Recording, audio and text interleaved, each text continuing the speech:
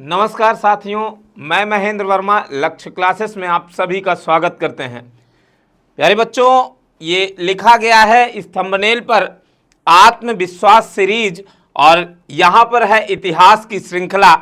ये शून्य से शिखर तक इस प्रकार से आपका थंबनेल बना हुआ है। बच्चों, आज हम दिखाएंगे ऐसे प्रश्नों की श्रृंखला और ये कंटिन्यू होगा, हर संडे को होगा, 8 से 10 बजे के बीच में होगा और कंप्लीट रूप से टॉपिक वाइज हम श्रृंखला की बात करेंगे। हर एक टॉपिक को आप देखिएगा किस प्रकार से शून्य से शिखर तक आप क्वेश्चन को सॉल्व करते हैं। मुझे लगता है कि अगर ऐसी श्रृंखला को आप कंप्लीट रूप से अगर सॉल्व कर लेते हैं तो आपको इतिहास पढ़ने की आवश्यकता नहीं होगी। जो आपके एग्जाम में, चाहे वो संभावित प्रश्नों की श्रृंखला में रहे, चाहे वो प्रीवियस ईयर के प्रश्नों की श्रृंखला में रहे, आपको दिखाई देगा जो हम सॉल्व कराएंगे यहीं से प्रश्नों की श्रृंखला आपके पेपर में रहती है। कंप्लीट रूप से देखेंगे इतिहास में तो शुरुआत करते हैं पहले क्वेश्चन की। पहला क्वेश्चन ये कह रहा है, क्या कह रहा है? बूचड़खाना क्षेत्र का साक्ष्य प्राप्त हुआ।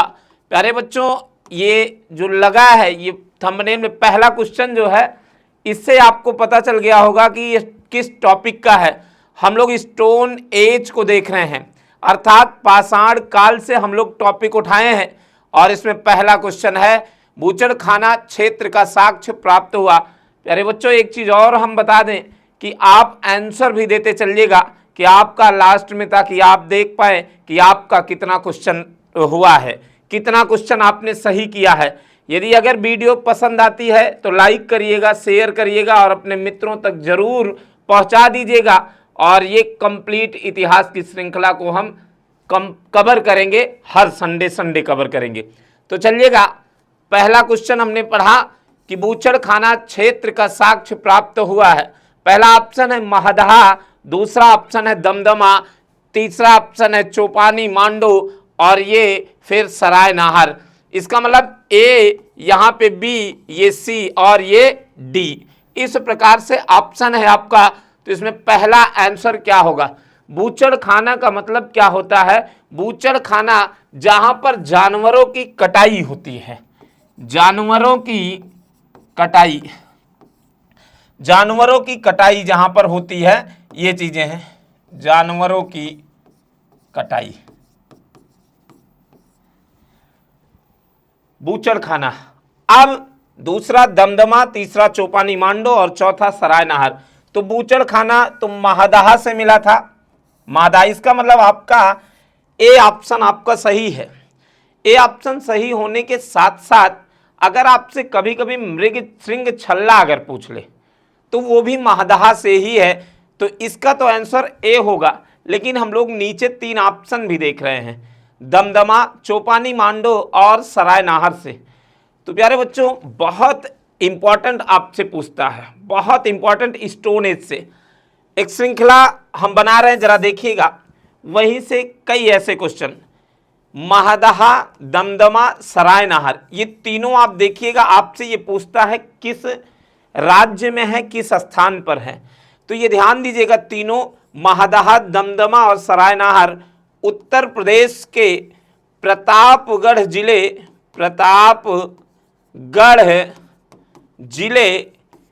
के पट्टी तहसील में महदहा, दमदमा और सराय नाहर है। तो अब ये तो आपको स्थान पता चला, अभी चौपानी मांडो बचा है, ये चीजें हैं। और अगर ये तीनों अगर पूछ ले कि भैया पूरा पाषाण काल के हैं कि मध्य पाषाण काल के हैं कि नव पाषाण काल के हैं, तो आपको ये पता होना चाहिए महदहा, दमदमा, सराय नाहर तीनों ये किस काल के हैं? मध्य पाषाण काल के हैं, मध्य पाषाण काल के हैं ये तीनों। इसके बाद आपसे और क्या इसमें आपको जानना है? अगर भैया अगर यही ना पूछा होता, मान लीजिए अगर दमदमा से सवाल उठाता तो दमदमा में क्या आपसे उठाता? आपसे ऐसे पूछता 41 नरकंकालों का साक्ष्य कहां से प्राप्त हुआ, तो आपका आंसर दमदमा होना चाहिए। फिर 41 नरकंकालों का साक्ष्य अगर आपसे पूछ ले तो दमदमा होना चाहिए। अगर भैया सराय नाहर से अगर आपसे पूछ ले, सराय नाहर से, तो ये आपको पता होना चाहिए 8 गर्तावास चूल्हे का साक्ष्य। 8 गर्तावास चूल्हा का मतलब गड्ढे में जो चूल्हा बनाया गया। अगर भैया 11 मानव समाधियां भी मिली हैं, 11 मानव समाधियां कहां से मिली हैं? सरायनाहर से। अगर 15 नरकंकाल की बात करें तो यही सरायनाहर से मिला है। अगला भैया एक ऑप्शन और जरा देखते हैं, चौपानी मांडो। अगर भैया आपसे यहाँ पे चौपानी मांडो से अगर सवाल करेगा तो आपसे ये जरूर पूछेगा कि बताइएगा भैया हस्त निर्मित अर्थात हाथों से बनाए गए जो मिट्टी के बर्तन है वो कहाँ से प्राप्त हुए हैं? तो चौपानी मांडो से प्राप्त हुआ है। तो और क्या, अगर झोपड़ी का साक्ष्य अगर पूछ ले तब भी वो चौपानी मांडो से भी ही प्राप्त हुआ। तो इस प्रकार से 4 के चारों ऑप्शन में आपको बेहतरीन आंसर मिला। तो लेकिन इसका ऑप्शन क्या है? ये ए ऑप्शन सही है। दूसरे प्रश्नों की हम अब बात करते हैं। ये पहला प्रश्न रहा। दूसरा प्रश्न क्या कहता है? गंगा घाटी की नरहन संस्कृति संबंधित है। नए प्रश्न हम लोग देखेंगे, इसमें हम लोग पुराने भी देखेंगे, नए भी देखेंगे, सरल भी देखेंगे, कठिन भी देखेंगे। हर एक टाइप के आपको प्रश्न दिखाई देंगे। आपको भी लगता होगा कि हाँ ये प्रश्न ऐसे हैं कि अगर डेप्थ में अगर पूछता है तो 100% मुझे ये उम्मीद है कि अगर ऐसे प्रश्न अगर लोग कर लेते हैं तो लगभग कई हजार बच्चों से आगे हो जाते हैं। अब आइएगा, गंगा घाटी की नरहन संस्कृति संबंधित है। एक भैया यहाँ पे सवाल बनता है आपसे, अगर ये प्रश्न ही ना दिया, अगर डायरेक्ट अगर आपसे यही नरहन संस्कृति आपसे पूछ ले कि भैया पूछे आपसे कहाँ है ये नरहन संस्कृति, तो इस बात को ये ध्यान दीजिएगा, उत्तर प्रदेश के मुख्यमंत्री जहाँ के पहले सांसद रह चुके थे अर्थात गोरक्षा पीठ योगी आदित्यनाथ जी कहाँ के हैं? गोरखपुर। तो नरहन संस्कृति अगर आपसे पूछे तो भैया कहाँ? ये गोरखपुर में पाई गई। तो ये आपको ध्यान देना है, गोरखपुर जिला है। अब आइएगा इसका आंसर हम देते हैं। इसमें ऑप्शन कह रहा है मध्य पाषाणिक से, नव पाषाणिक से, ताम्र पाषाणिक से, प्रारंभिक ऐतिहासिक से। नरहन संस्कृति किससे संबंधित है? मध्य से कि नव से, ताम्र से या प्रारंभिक ऐतिहासिक? तो भैया इसमें ताम्र पाषाणिक से संबंधित है। अर्थात जो ताम्र का मतलब तांबा, पाषाणिक का मतलब होता है पाषाण काल अर्थात स्टोन, जो पत्थर वाला मामला है। इसका मतलब ऑप्शन ये सी सही है। इसमें दिया गया है मध्य पाषाणिक, नव पाषाणिक और प्रारंभिक ऐतिहासिक। इनको भी जरा देखते हैं। मध्य पाषाणिक, अगर आपसे भैया मध्य पाषाणिक ना देकर ऐसे दे दे मध्य पाषाण दे दे, मध्य पाषाण काल अगर दे दे, मीडियोलिथिक एज दे दे, तो 100% इस बात को ध्यान दीजिएगा कि कहीं ना कहीं पशुओं की बात कर रहा है। इसका मतलब अगर आपसे पूछे पशुओं का साक्ष्य किस काल में प्राप्त हुआ तो मध्य पाषाण काल में ही प्राप्त हुआ भैया, ये ध्यान दीजिएगा। अभी हमने इसके पहले वाले प्रश्न में भी कराया कि भैया जो मध्य पाषाण काल के ही सरायनाहर, महदाह, दमदमा ऐसे स्थल रहे यहाँ पे। फिर भैया नव पाषाण काल, अगर भैया नव पाषाण काल नए चकमक उद्योग की बात करता है, कृषि के आविष्कार, खेती करने का साक्ष्य अगर प्राप्त होता है तो वो नव पाषाण काल से प्राप्त होता है, ये नव पाषाण काल। प्रारंभिक ऐतिहासिक से, इसका मतलब इतिहास का प्रारंभ जो बात कर रहा है। हम सभी जानते हैं जब ऐतिहासिक काल पढ़ते हैं उसके बाद उसके पहले हम प्राग ऐतिहासिक फिर आद्य ऐतिहासिक ऐसे काल की हम बात करते हैं, जहां पर अगर हम थोड़ा सा देखें प्राग ऐतिहासिक काल, आद्य ऐतिहासिक काल और ऐतिहासिक काल, इस प्रकार से हम लोग देखेंगे। यहां पर लिखा गया है प्रारंभिक ऐतिहासिक, इसका मतलब जो शुरुआत का इतिहास है वहां से ये पूछ रहा है। तो अभी हम ऐसे प्रश्नों की श्रृंखला इसमें होगी, ऐसा है 100% है। तो अभी वहां पर हम इसको कंप्लीट रूप से डिफाइन कर देंगे। अब आइएगा दूसरे के बाद भैया हम तीसरे प्रश्न की बात करते हैं। तीसरा प्रश्न क्या कहता है? अधोलिखित संस्कृतियों में कौन पाषाण युगीन संस्कृति नहीं है? इसमें भैया कह रहा नहीं है। अब अगर नहीं है तो इसको अंडरलाइन करिए जरूर, ऐसे प्रश्न आपको बेहतरीन करना है। इसमें दिया गया है सोहन संस्कृति, सोथी संस्कृति, मद्रासियन संस्कृति, बिंध संस्कृति। संस्कृत का मतलब होता है कल्चर होता है, एक रहन सहन होता है। सोहन संस्कृति, सोथी संस्कृति, मद्रासियन और बिंद। इसका पहले हम लोग आंसर ले लेते हैं कि पाषाण युगीन संस्कृति नहीं है। बिल्कुल सोथी संस्कृति जो है वो पाषाण कालीन संस्कृति नहीं है, इसका मतलब ऑप्शन बी है। तो ये सोथी संस्कृति है क्या? तो भैया वही दिया रहता है, पूर्व हड़प्पा काल। तो इसका मतलब हड़प्पा के जो थोड़ा सा पहले से कल्चर रहा वो कौन सी संस्कृति रही? सोथी संस्कृति रही। अब तो इसका तो आंसर आपने खोज लिया, सोहन संस्कृति। आप सब बहुत पढ़ते हैं, आप सब बहुत पूछा जाता है कि भैया सोहन संस्कृति कहाँ पाई जाती है? सोहन संस्कृति, तो सोहन संस्कृति भैया पाक अर्थात पाकिस्तान। मद्रासियन संस्कृति आपसे बहुत पूछता है ये, जहां पर रॉबर्ट ब्रूसफुट को आप पढ़ते हैं, चेन्नई के पल्लवरम। इसका मतलब मद्रासियन संस्कृति कहाँ? चेन्नई के पल्लवरम मिली। बिंद है, बिंद भैया एमपी मान लेते हैं, एमपी है ये, एमपी बिंद संस्कृति। इसका मतलब मध्य प्रदेश में ऐसी संस्कृतियां जन्म लेती हैं। इसके अलावा भी है, एमपी के अलावा, लेकिन अगर पर्टिकुलर माने तो वो एमपी ही माना जाएगा, बाकी और कोई नहीं माना जाएगा, ये ध्यान दीजिएगा। अगर अदर स्टेट देते हैं, अगर कई ऐसे राज्य दे देते हैं तब उसमें विचारणी हो जाता है, ये ध्यान दीजिएगा। तो ये रहा आपका तीसरा प्रश्न का ऑप्शन नंबर बी आपका सही है। अगला भैया आइएगा, तीसरे के बाद हम चौथे प्रश्नों की बात करते हैं। लिखा गया भैया महापाषाण काल संस्कृति संबंध है। महापाषाण काल संस्कृति किससे संबंधित है ये पूछता है। तांबे से, पीतल से, कांच से, लोहा से। बहुत इंपॉर्टेंट है, कई बार एग्जाम में आपसे क्वेश्चन पुटअप कर चुका है। तो मित्रों इस बात को ये ध्यान दीजिएगा, महापाषाण काल संस्कृति जो है लोहा से संबंधित है, ऑप्शन नंबर डी। अगर भैया आपसे लोहे का साक्ष्य अगर पूछ ले कि कहाँ पर प्राप्त हुआ है, तो अतरंजी खेड़ा याद रखिएगा, अतरंजी खेड़ा आपको याद रखना है।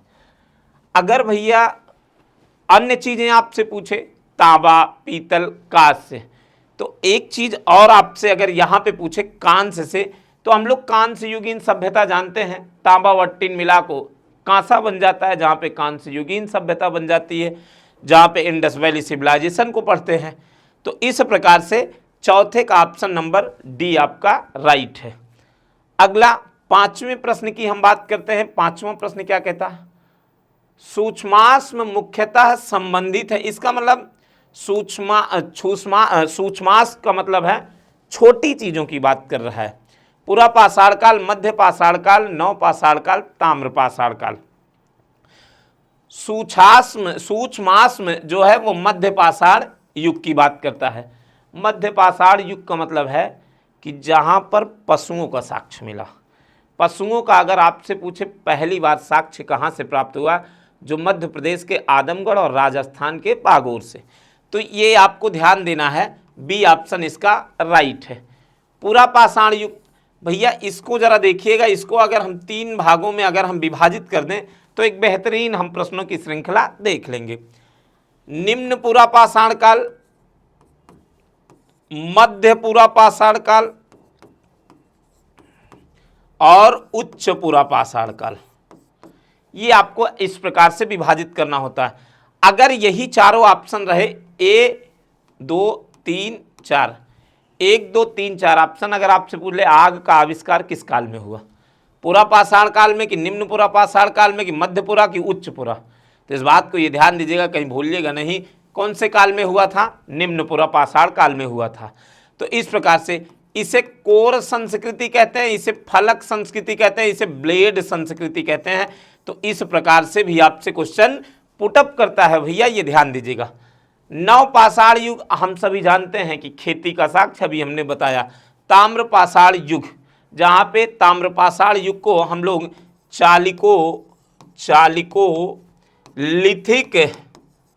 चालिकोलिथिक युग भी कहा जाता है।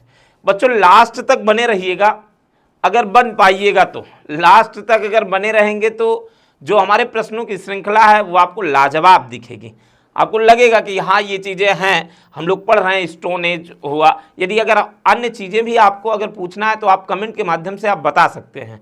यदि अगर आप किसी पर्टिकुलर टॉपिक को चाहते हैं तो वो भी आप टाइप करके हमको बता दीजिए कि हाँ ये सर टॉपिक लाइए, तो बहुत बेहतरीन तरीके से, चाहे वो थ्योरेटिकल के रूप में हो, चाहे प्रश्नों के संग्रह के रूप में हो, तो वो भी हम लाएंगे। लेकिन आप कमेंट करते रहिए, आंसर आप अपना देते रहिए। तो इस प्रकार से रहा ये 5वें प्रश्न का आंसर नंबर बी। अब आते हैं 6वें प्रश्न की बात करते हैं। बहुत लाजवाब प्रश्न है, कई बार आपके एग्जाम में पूछ चुका है बच्चों। 1863 में रॉबर्ट ब्रूसफुट, 1863 में रॉबर्ट ब्रूसफुट को हस्तकोठार मिला था। वदमदुरै, अतिरम पक्कम, पल्लवरम, संगन कल्लू। तो ये ध्यान दीजिएगा, 1863 ईस्वी में रॉबर्ट ब्रूसफुट को चेन्नई के पल्लवरम नामक स्थान पर, इसका मतलब ऑप्शन नंबर आपका क्या है, सी सही है। अगर भैया संगन कल्लू अगर आपसे पूछ ले कि किस राज्य में है, कर्नाटक राज्य में है। कहाँ पर है, कर्नाटक राज्य में। नवपाषाणिक स्थल है, ये ध्यान दीजिएगा, नवपाषाणिक स्थल अगर आपसे पूछे तो ये संगन कल्लू किस राज्य में है, ये भी आपसे पूछता है, तो बहुत इंपॉर्टेंट हो जाता है, ये ध्यान दीजिएगा। 6वें के बाद हम भैया 7वें प्रश्न की हम बात कर लेते हैं। 7वां प्रश्न क्या कहता है, सर्वाधिक संख्या में हस्तकोठार, हैंडेक्स और क्लीबर प्राप्त होते हैं नवपाषाण युग, नवपाषाण काल, निम्न पुरापाषाण काल, मध्य पाषाण काल, ऐतिहासिक, आद्य ऐतिहासिक है, ये आद्य ऐतिहासिक लिखा है, आद्य ऐतिहासिक, ये है आद्य ऐतिहासिक काल लिखा है। सर्वाधिक संख्या में कह रहा है भैया, नवपाषाण काल, निम्न पुरापाषाण काल, मध्य। अगर सर्वाधिक हस्तकोठार की बात कर रहा है तो निम्न पुरापाषाण काल में ही मिला है। ऑप्शन नंबर बी आपका राइट होगा। अच्छा भैया, जो हमने लिखा आद्य ऐतिहासिक काल, जरा और चीज़ों को हम समझते हैं। हमने अभी विभाजित किया था पुरापाषाण काल, पुरापाषाण काल, अब मध्य पाषाण काल और नवपाषाण काल। इस पुरापाषाण काल, इसका समय इतना अत्यधिक लंबा था, इस वजह से हम पुरापाषाण काल को ही हम 3 भागों में विभाजित कर लेते हैं। निम्न पुरापाषाण काल, मध्य पुरापाषाण काल और उच्च पुरापाषाण काल, जहाँ पे हमने बताया कोर संस्कृत, फलक संस्कृत और ब्लेड संस्कृत के नाम से जानते हैं। आद्य ऐतिहासिक काल में ये आपसे पूछता है कि भैया जो इतिहास को कालखंडों के आधार पर अगर हम विभाजित करें तो हम विभाजन कैसे करेंगे, जरा देखिएगा। ये विभाजन अगर पूछे प्राक, आद्य और ऐतिहासिक, यहां से आपसे पूछता है। प्राक ऐतिहासिक काल ऐसा काल जिसमें ना कुछ लिखा गया ना पढ़ा गया, अर्थात कोई साक्ष्य नहीं मिला, उसे हम कौन सा काल कहते हैं, प्राक ऐतिहासिक काल कहते हैं। इसका मतलब सिंधु घाटी सभ्यता और पाषाण काल, पाषाण काल और ताम्रपाषाण काल, ये 2 ऐसे काल हैं कि जो प्राक ऐतिहासिक काल के हैं। आद्य ऐतिहासिक काल ऐसा काल जिसमें लिखा तो गया लेकिन पढ़ा नहीं गया। आप देखिएगा इंडस वैली सिविलाइजेशन आज तक नहीं पढ़ी गई, तो इसमें सिंधु घाटी सभ्यता और वैदिक काल इसमें आ जाएंगे। और ऐतिहासिक काल जिसमें लिखा गया और पढ़ा गया उसे हम ऐतिहासिक काल कहते हैं। तो इस प्रकार से जो स्टोन एज जब आप पढ़ते हैं तो बहुत बेहतरीन तरीके से आपको पढ़ना होगा, तब जाके आपका कंप्लीट हो जाएगा। तो 7वें का आंसर नंबर बी आपका राइट है। अब आइएगा 8वें प्रश्न की बात करते हैं। प्राचीन मानव प्रजाति है, ये प्रजाति पूछ रहा है, ऑस्ट्रेलोपिथेकस, होमो इरेक्टस, जावा मानव, निएंडरथल। आइएगा, प्राचीन मानव प्रजाति कौन सी है, ऑस्ट्रेलोपिथेकस। कहां पाया गया, मध्य अफ्रीका में, अफ्रीका में। ये होमो इरेक्टस और जावा मानव, यही जो जावा मानव की एक प्रजाति होमो इरेक्टस होती है, ये ध्यान दीजिएगा। हम कह सकते हैं इसी का एक प्रजाति है जावा मानव, जो सीधा खड़ा होकर चलता है। निएंडरथल जर्मनी, ये भी एक इन्हीं के आदिमानव के जो पूर्वज थे वो एक रिश्तेदार के रूप में रहे, इन सभी की एक प्रजातियों के रूप में ये रहा आपका। तो 8वें नंबर का ऑप्शन ए आपका क्या है, राइट है। प्राचीन मानव प्रजाति कौन सी है, ऑस्ट्रेलोपिथेकस है। अगले प्रश्न की तरफ हम बढ़ते हैं। 9वां प्रश्न क्या कहता है, आधुनिक मानव होमो सैपियंस से संबंध है। आधुनिक मानव चॉपर से, ब्लेड से, हस्तकुठार से, चॉपिंग से। आधुनिक मानव की बात कर रहा है, आज के मानव की बात कर रहा है, जहाँ पर हम सभी कई प्रकार के औजार पढ़ते हैं, कई प्रकार के, जहाँ पर चॉपर, चॉपिंग, खुरचनी, बेदनी, तछड़ी, बिदारड़ी, ऐसे औजार। तो होमो सैपियंस जो संबंधित है वो किससे संबंधित है, ब्लेड से संबंधित है, ये ध्यान दीजिएगा। तो अगर हम सभी जब पढ़ते हैं निम्न पुरापाषाण काल, मध्य पुरापाषाण काल, उच्च पुरापाषाण काल, या फिर उसके बाद हम लोग पढ़ते हैं पुरापाषाण काल, मध्य पाषाण काल और नवपाषाण काल। तो इस प्रकार से जब हम लोग देखते हैं कि पहले मानव का जीवन आखेटक संग्राहक रहा, अर्थात आखेट करता था, शिकार करता था, वो जाता था, और तमाम तरीके से उसमें औजार होते थे। जहाँ पर आप निम्न पुरापाषाण काल में देखेंगे चॉपर, चॉपिंग, ऐसे औजार रहते थे। फिर उसके बाद मध्य पुरापाषाण काल में आएंगे खुरचनी, बेधनी, तछड़ी। फिर आएंगे उच्च पुरापाषाण काल में आएंगे, उससे भी अच्छे औजार मिलेंगे। मध्य पाषाण काल में जो आपको औजार देखने को मिलेंगे वो छोटे छोटे औजार। इसी वजह से माइक्रोलिथिक एज उसको कहते हैं। जब आपसे पूछता है मध्य पाषाण काल में कौन कौन से औजार पाए जाते हैं, तो जो अर्धचंद्राकार, नवचंद्राकार, आयताकार, गोलाकार, लंबाकार इत्यादि ऐसे औजार पाए जाते थे। तो इस प्रकार से औजारों के क्रम में ये आपसे पूछा है होमो सैपियंस, तो ये ध्यान दीजिएगा ब्लेड से। कोई दिक्कत है इसमें, अगर किसी को डाउट हो तो पुटअप कर सकता है क्वेश्चन। 9वें के बाद हम 10वें प्रश्न की बात करते हैं। निम्न नवपाषाणिक स्थल से पशुबाड़े का प्रमाण मिला है। पशुबाड़ा कह रहा है, पशुओं के रहने का स्थान। तो पशुबाड़ा कहाँ से मिला है, टोरवा दिया है, कोल्डीहवा दिया है, मगाहड़ा दिया है, उपरोक्त में से कहीं नहीं दिया है। तो महागड़ा जो पशुबाड़े का जो साक्ष्य मिला है, पशुबाड़े का साक्ष्य कहाँ से, महागड़ा से। अच्छा भैया कोल्डीहवा, इसी का जरा आप आंसर दीजिए, कोल्डीहवा किससे संबंधित है। हालांकि अभी आ जाएगा तो हम बता देंगे, लेकिन आप भी थोड़ा सा प्रयास करिए, आप जरा बताएंगे इसका आंसर बी का। इसका ये ऑप्शन नंबर सी क्या है, राइट है। अब आइएगा 10वें के बाद हम 11वें प्रश्न की बात करते हैं। आभूषणों से युक्त मध्य पाषाणिक मानव समाधियां प्राप्त हुई।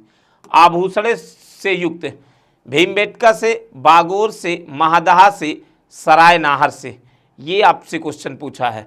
आभूषणों से युक्त पाषाणिक मानव समाधियां भीमबेटका, बागोर और महादहा, सरायनाहर।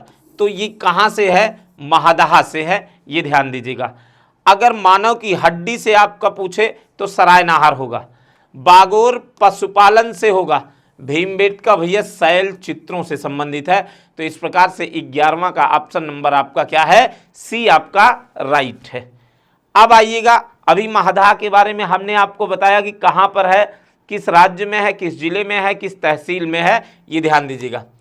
11 के बाद हम 12वें की बात करते हैं। खाद्य उत्पादन परक अर्थव्यवस्था संबंधित है, अर्थात खाद्यान्न जो हम सभी खाते पीते हैं, आज अनाज वगैरह, इनकी बात कर रहे हैं। खाद्य उत्पादन परक अर्थव्यवस्था संबंधित है मध्य पूर्व पाषाण काल, उच्च पूर्व। ये पूर्व लगा है तो ये ध्यान दीजिएगा पाषाण के पहले, तो हम इसको कह सकते हैं पूर्व पाषाण काल। पाषाण काल के पहले की थोड़ा सा ये चीजें, ये पूर्व, उच्च पूर्व, तो इससे घबराना नहीं है, जरा सा ये ध्यान देना है। मध्य पाषाण काल, नवपाषाण काल। हम सभी जानते हैं भैया खेती जो बेहतर तरीके से प्रारंभ हुई वो नवपाषाण काल में। तो खाद्य उत्पादन परक जो है वो डी ऑप्शन आपका क्या है, राइट है, ये डी वाला आपका सही है। बाकी हमने निम्न पुरापाषाण काल या पूर्व पाषाण काल, पाषाण काल, ये कंप्लीट रूप से हम लोग अभी आगे भी देखेंगे, ऐसे प्रश्न आपको मिलेंगे। इसके पहले भी हम बता चुके, निम्न पुरापाषाण काल, मध्य पुरापाषाण काल, उच्च। तो ये पाषाण के पहले की बात कर रहा है। अगर यही चीजें होता, अगर ये ना होता तब भी आप जान जाते, कोई दिक्कत नहीं है। यहाँ पे ये ध्यान दीजिएगा, जैसे मध्य पाषाण काल दे दिया तो ये मध्य पूर्व पाषाण काल, पाषाण के पहले की थोड़ा सा बात कर रहा है। तो इसमें कोई दिक्कत नहीं होनी चाहिए, ये ध्यान दीजिएगा। अगर दिक्कत होगी तो आप कमेंट जरूर बताइएगा हमको। अब 12 के बाद हम 13वें की बात करते हैं। भारतीय प्रागैतिहासिक के जनक कौन है? प्रागैतिहासिक काल के जनक कौन है भारतीय? Robert Bruce Foote, Mortimer Wheeler, John Marshall, A Cunningham की बात कर रहा है। तो भारतीय प्रागैतिहासिक जनक Robert Bruce Foote, option number A क्या है? राइट है। बाकी मॉर्टिमर व्हीलर के बारे में आपने पढ़ा इंडस वैली सिविलाइजेशन में, जहां पर आर्यों के पतन के कारण आपने पढ़ा कि कैसे इंडस वैली सिविलाइजेशन का समापन होता है। तो इस प्रकार से ये एक राइटर है, ये कथन कहते हैं, क्या चीजें हैं यहाँ पे, लेकिन पूछा क्या है? जनक पूछा है, ये आपको ध्यान देना है। 13वें के बाद हम भैया 14वें प्रश्न की बात करते हैं। उत्खनित प्रमाणों के अनुसार पशुपालन का प्रारंभ हुआ। निम्न पूर्व पाषाण काल, मध्य पूर्व पाषाण काल, ऊपरी पूर्व पाषाण काल, मध्य पाषाण काल एवं नवपाषाण काल। अगर भैया यहाँ पे डायरेक्ट अगर केवल और केवल मध्य पाषाण काल दिया है तो पशुपालन केवल और केवल मध्य पाषाण काल में ही आपको भरना है। अब मध्य पाषाण काल एवं नवपाषाण काल दोनों दिया है तो आपको ये ध्यान देना है, दोनों को आपको भरना है, मध्य पाषाण काल और नवपाषाण काल दोनों। ऑप्शन ये राइट है, अर्थात दोनों ये सही है। इसका मतलब ऑप्शन नंबर डी आपका सही है। केवल और केवल अगर मध्य पाषाण काल दिया है तो पशुपालन वही होगा, ये ध्यान दीजिएगा। अब आइएगा आगे 14 के बाद हम 15वें नंबर की हम बात करते हैं। तिथि क्रमानुसार निम्न को व्यवस्थित कीजिए। बड़ा लाजवाब रहा और बड़ा घुमाता है जब आपको कंप्लीट अगर स्टोन एज के बारे में पता है, ताम्र पाषाण काल के बारे में पता है, लौह युग के बारे में पता है। अर्थात इसका मतलब जब हम लोग कहते हैं कि सिलेबस पता होना चाहिए, अगर क्रमबद्ध अगर आपको सिलेबस पता है तो ऐसे प्रश्न आप आसानी से कर लेते हैं, लेकिन अगर नहीं पता है तो बड़ा मुश्किल होता है, ये ध्यान दीजिएगा। आइएगा इनमें देखते हैं। व्यवस्थित कीजिए। इसमें कह रहा है कि भैया पहले पाषाण का पूरा पाषाण आया, ताम्र आया, मध्य आया, नव आया, क्या आया, ये चीजें हैं। तो भैया पूरा पाषाण काल, ताम्र और मध्य नव। तो पहले पूरा पाषाण काल आया, फिर मध्य पाषाण काल, फिर नव पाषाण काल, फिर ताम्र। इसका मतलब 1 3 4 2, 1 3 4 2 अगर किसी में होगा तो 100% वो ऑप्शन क्या होगा? आपका राइट होगा। और ऑप्शन नंबर डी आपका क्या है? राइट है। इसी में है 1 3 4 2। तो ये ध्यान दीजिएगा, पहले पूरा पाषाण काल, मध्य पाषाण युग और नव पाषाण, फिर उसके बाद ताम्र युग। बहुत क्रमबद्ध, बहुत अच्छा प्रश्न रहा ये। 15 के बाद हम 16वें नंबर की हम बात करते हैं। 16वां भी देखिएगा, कालक्रम से लगाए, ये कह रहा है कालक्रम। इसमें भी जरा देखते हैं। लौह युग, कांस्य युग, पूर्व पाषाण युग और नव पाषाण युग। इसमें कह रहा है कि भैया पहले क्या आया, ये जरा देखना है। तो भैया इसमें पूर्व पाषाण युग पहले हो गया, नव पाषाण युग, इसका मतलब 3 4, 3 4 अगर कहीं दिख रहा हो तो भैया वही आप भर दीजिए, कोई दिक्कत नहीं है। उसके बाद देखिएगा 4 2 3 1, 3 4 2 1, इसका मतलब दूसरे पर ये, पहले पर ये। आपको कंप्लीट ज़्यादा विचार करने की ऑप्शन अगर डिफरेंट पाते हैं तब आप तुरंत कर जाइए। 2 अगर मिल रहा है तो तीसरा चौथे की आवश्यकता नहीं, लेकिन नहीं मिल रहा है तब आपको करना है। बेहतर ये होता है कि आपको ये चीज़ें पता होनी चाहिए, ये ध्यान दीजिएगा। ऑप्शन नंबर डी आपका क्या है? इसमें भी राइट है। 3 4 2 1, ये आपका ऑप्शन नंबर है, डी वाला ऑप्शन आपका सही है। 16 के बाद हम 17वें की बात करते हैं। 17वें परिष्कृत औजारों का युग माना जाता है। परिष्कृत का मतलब होता है बेहतर औजार। परिष्कृत औजारों का युग माना जाता है निम्न पूरा पाषाण काल, उच्च पूरा पाषाण काल, नव पाषाण काल और मध्य पाषाण काल। तो परिष्कृत जो अच्छा बेहतर औजार उच्च पूरा पाषाण काल में पाए गए, तो ये आपको यहाँ पे ये ध्यान देना है। ऑप्शन नंबर बी आपका राइट है। निम्न पूरा पाषाण काल आप जानते हैं आग का आविष्कार हुआ। नव पाषाण काल में खेती का साक्ष्य प्राप्त हुआ, वो खेती का साक्ष्य, और मध्य पाषाण युग में पशुपालन का साक्ष्य प्राप्त हुआ है। 17 में बी ऑप्शन आपका राइट है।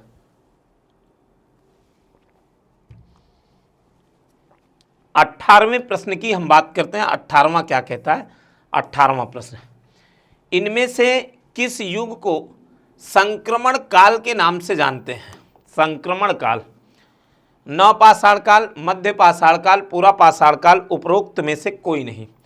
नवपाषाण काल, मध्य संक्रमण काल, मध्य पाषाण काल को हम जानते हैं।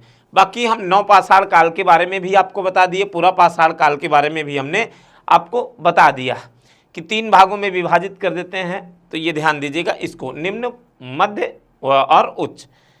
उसके बाद आइएगा 18वें के बाद 19वें प्रश्न की हम बात करते हैं। पूर्व पाषाण कालीन मानव का मुख्य धंधा क्या था? मानव का मुख्य धंधा आपसे पूछा है कृषि, शिकार, पशुपालन तथा मिट्टी के बर्तन बनाने की बात करता है। हम सभी जानते हैं बच्चों, जब हमारे पूर्वज रहे, उन पूर्वजों का एक ही उद्देश्य रहा कि भोजन कैसे प्राप्त हो, और वो जंगलों में जाते थे, शिकार करते थे।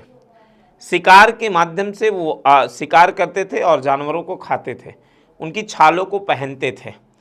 उसके बाद फिर धीरे धीरे विकास हुआ। इस प्रकार से औजार, लोग पहले जाते थे अपने आप, फिर उसके बाद औजारों का प्रयोग किए, फिर धीरे धीरे आपस में पत्थर लड़ाया गया, पत्थर लड़ा, उसके बाद फिर आग हुआ। तो इस प्रकार से धीरे धीरे वो भून कर खाना प्रारंभ किए। तो मुख्य जो धंधा रहा वो क्या रहा? शिकार करना रहा। ये ध्यान दीजिएगा। अगर ये पूछे नवपाषाण काल, ये पूछे मध्य पाषाण काल, तो ये ध्यान दीजिएगा। अब आइएगा 19 के बाद हम 20वें प्रश्न की बात करते हैं। भारतीय उपमहाद्वीप में धान की खेती का प्राचीनतम पुरातात्विक साक्ष्य प्राप्त हुआ। कश्मीर के बुरजहोम, गुजरात के लोथल, बिहार के चिराद सारण में, उत्तर प्रदेश के कोल्डीहवा में। ये कोल्डीहवा है। अगर धान की खेती का साक्ष्य, तो ये ध्यान दीजिएगा कोल्डीहवा है। अगर ये तो भैया प्राचीनतम है, अगर नवीनतम आपसे पूछे, नवीनतम संत कबीर नगर जिले के लहुरा देव में, अगर नवीनतम आपसे पूछे, इसी में चावल चाहे पूछे, धान से तो चावल बनता है, ये आपको ध्यान देना। चावल चाहे पूछे चाहे धान पूछे, प्राचीनतम कोल्डीहवा और नवीनतम संत कबीर नगर जिले के लहुरा देव से प्राप्त हुआ है। ये ध्यान दीजिएगा। ऑप्शन नंबर डी आपका क्या है? राइट है। कश्मीर के बुरजहोम में मानव के साथ कुत्ता दफनाए जाने का साक्ष्य भी प्राप्त हुआ है। गुजरात का लोथल नौकायानिक बंदरगाह के रूप में रहा। तो इस प्रकार से डी वाला ऑप्शन आपका क्या है? राइट है। 20 के बाद हम 21वें प्रश्न की बात करते हैं। कायथा संस्कृत के अवशेष किस राज्य में पाए जाते हैं? हम सभी जानते हैं भैया, जब हम आप पढ़ेंगे कई ऐसे कल्चर, जब ताम्रपाषाणिक में पढ़ेंगे, कायथा है, मालवा है, ये सब चीज़ें हैं। तो कायथा, मालवा कहाँ पाया जाता है? मध्य प्रदेश में। जोरवे, दैमाबाद, नेवासा महाराष्ट्र में पाए जाते हैं। आहाड़, आहार, बनास राजस्थान में पाए जाते हैं। ऐसी कल्चर, ऐसी संस्कृतियाँ पाई जाती। अगर यहीं पर आहाड़, आहार, बनास पूछ लेता, राजस्थान में पूछता, फिर दैमाबाद, नेवासा ऐसे महाराष्ट्र में पूछता, जोरवे पूछता तो महाराष्ट्र में, लेकिन यहाँ पे कायथा पूछा। अगर मालवा भी पूछ लेगा तब भी कहाँ होगा भैया? एमपी में होगा, मध्य प्रदेश में होगा। ये एक कल्चर है। अब आइएगा 22वें प्रश्न की बात करते हैं। प्राचीन भारत की जोरवे संस्कृति, ये पूछा गया है भैया, देखिएगा जरा। जोरवे संस्कृति निम्नलिखित राज्यों में से किस स्थान के नाम पर ही नामित की गई? राजस्थान, कर्नाटक, गुजरात, महाराष्ट्र। जोरवे महाराष्ट्र। ऑप्शन नंबर आपका डी क्या है? राइट है। इसको भी आप लिख लीजिएगा भैया, आहाड़, आहार, बनास। ये आपको इतनी चीज़ें आपको ध्यान देना है। अब आइएगा 22वें के बाद हम 23वें की बात करते हैं। निम्न पुरास्थलों में कौन सा महाराष्ट्र में स्थित नहीं है? महाराष्ट्र में स्थित नहीं है, ये आपसे पूछता है। नेवासा महाराष्ट्र, इनामगांव महाराष्ट्र, दैमा महाराष्ट्र, तीनों है। माहेश्वर महाराष्ट्र में नहीं है। इसका मतलब ऑप्शन नंबर आपका क्या है? डी राइट है। 23 के बाद हम भैया 24वें प्रश्न की हम बात करते हैं। संविधान में मानव के अवशेषों के साथ कुत्ते बकरे जैसे पालतू पशुओं को दफनाने के साक्ष्य मिले हैं। बुरजहोम, मानव के साथ कुत्ता यहाँ पर भी पाया गया। गुफर काल में मेहरगढ़ में, चिराद में, तो बुरजहोम में। यही ऑप्शन नंबर ए आपका क्या है?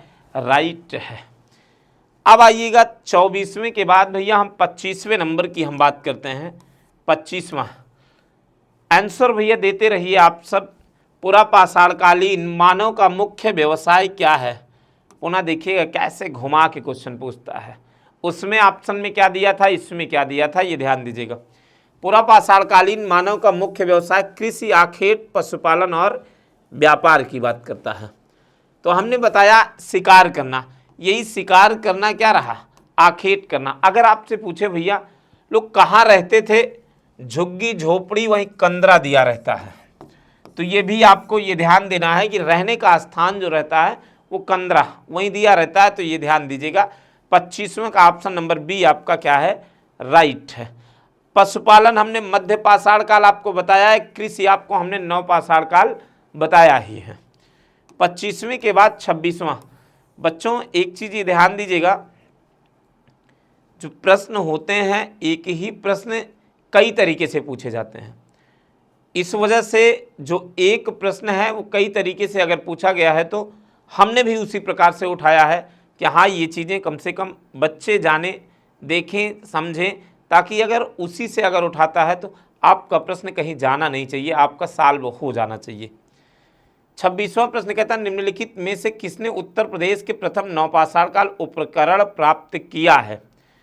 यहाँ पे दिया है, क्या दिया है, नवपाषाण काल की बात कर रहा है। उपकरण प्राप्त किया जी.आर. शर्मा, मर्टिमल होयर, रॉबर्ट ब्रूसफुट, ले मसूरियन। ले मसूरी डी वाला ऑप्शन आपका क्या है, राइट है। एक कथन के नाम से आपसे पूछा, ये कथन आपको जानना है, आपको समझना है। ऐसे कथन अगर आप पढ़ते हैं तभी आपका हो पाएगा, उसके पहले नहीं हो पाएगा, ये ध्यान दीजिएगा। अब आइएगा 26वें के बाद हम 27वें नंबर की हम बात करते हैं। निम्नलिखित में से कौन सा प्रागैतिहासिक स्थल नहीं है? प्रागैतिहासिक स्थल कौशाम्बी, बुर्जहोम, नेवासा, ब्रह्मगिरी, पाषाण प्रागैतिहासिक स्थल। अब प्रागैतिहासिक स्थल हमको बताने की आवश्यकता नहीं, इसके पहले हमने बता दिया। बुर्जहोम, नेवासा, ब्रह्मगिरी है, कौशाम्बी नहीं है, इलाहाबाद के पास, ध्यान दीजिएगा ये कौशाम्बी है। तो ये तीनों है, इसका मतलब ऑप्शन नंबर ए क्या है आपका, राइट है। 27 के बाद हम 28वें प्रश्न की हम बात करते हैं। नवपाषाण काल का मुख्य विशेषता क्या है? नवपाषाण काल की मुख्य विशेषता, नवपाषाण काल में हमने बच्चों कृषि तो बताया है, उसके साथ साथ थोड़ा सा नवपाषाण काल के थोड़ा सा पहले और मध्य पाषाण काल शुरुआती में पशुपालन मिला, तो इस वजह से इसमें दोनों दिया है ए और बी। तो उपयुक्त ए और बी दोनों ऑप्शन क्या है आपके, राइट है। ऑप्शन नंबर आपका सी सही होगा, ये ध्यान दीजिएगा। 28 के बाद हम 29वें प्रश्न की बात करते हैं। 29वां क्या कहता, भीमबेटका प्रसिद्ध है मंदिरों के लिए, मूर्तियों के लिए, बौद्ध और जैन गुफाओं के चित्रों के लिए, शैल चित्रों के लिए। शैल चित्र बहुत इंपॉर्टेंट है, डी वाला ऑप्शन आपका सही है। जो गुफाओं में जो चित्र बनाए जाते हैं उन्हीं की बात कर रहा है, शैल चित्रों का साक्ष्य जो प्राप्त हुआ है भीमबेटका। मध्य प्रदेश के रायसेन जिले के अब्दुल्लागंज में ये चीज़ें हैं, ये ध्यान दीजिएगा। अब आइएगा 29 के बाद हम 30वें प्रश्न की बात करते हैं। भारत में शैल चित्रों की, देखिएगा बच्चों वहीं से क्वेश्चन उठाया और कैसे क्वेश्चन को पलट दिया और आप आंसर दीजिएगा इसका क्या है।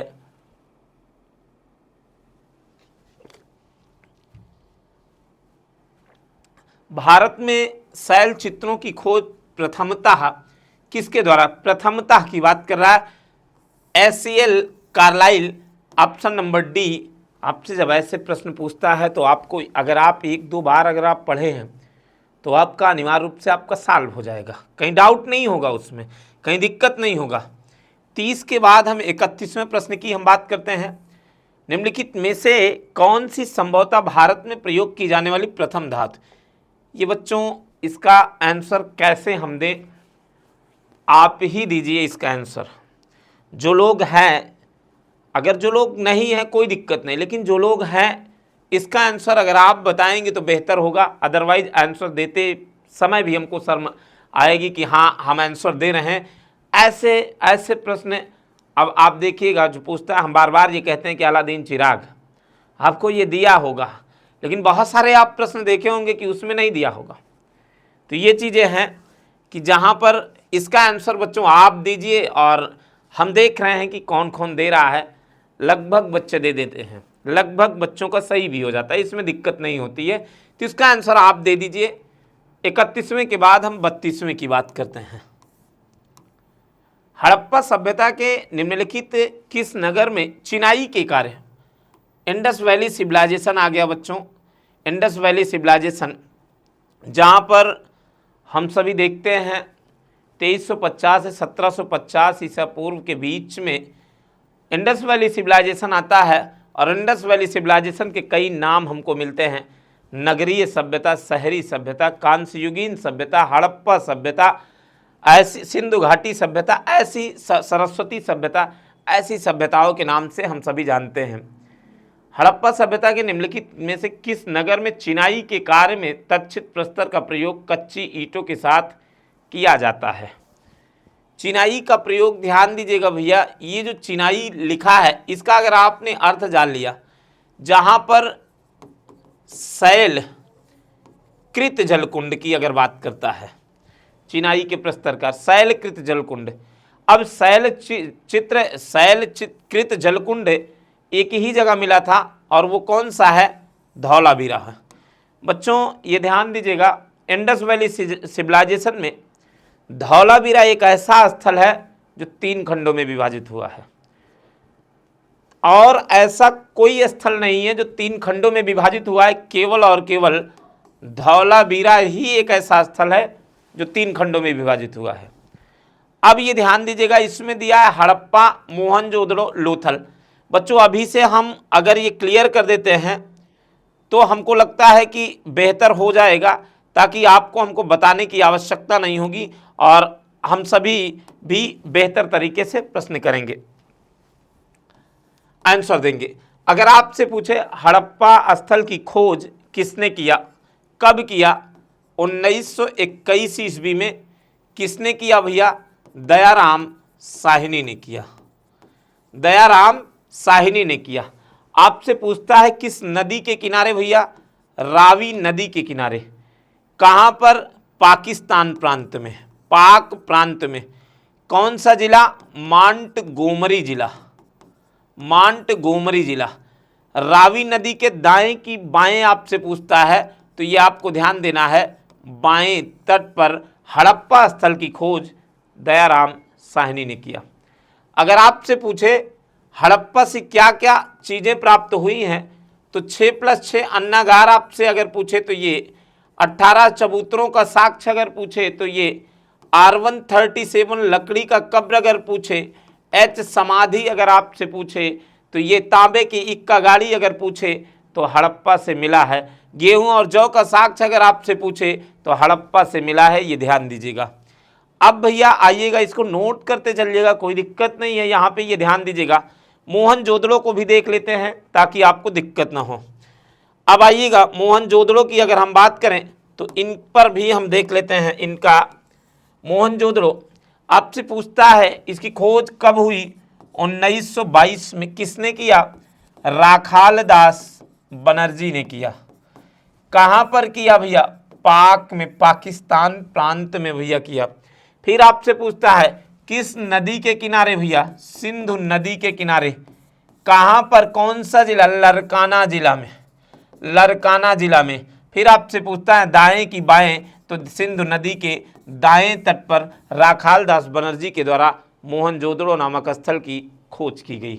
मोहनजोदड़ो से मिला क्या भैया? बृहद स्नानागार, बृहद अन्नागार, कांसे की नर्तकी की मूर्ति मिली है, विद्यालय मिला है, स्टेडियम मिला है, सूती वस्त्रों का साक्ष्य, मलेरिया नामक बीमारी का साक्ष्य, ऐसे साक्ष्य मोहनजोदड़ो से मिला है।